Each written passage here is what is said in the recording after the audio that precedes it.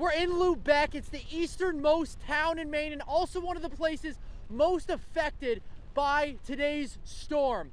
Rain and wind have been consistent and high-powered for hours, and the waves, as you can see, are also just absolutely churning. But the good news is storm surge has been relatively limited. We're not seeing waves go much beyond that boat ramp, and the town of Lubec seems to be safe from storm surge. There's another thing to consider though, which is power outages.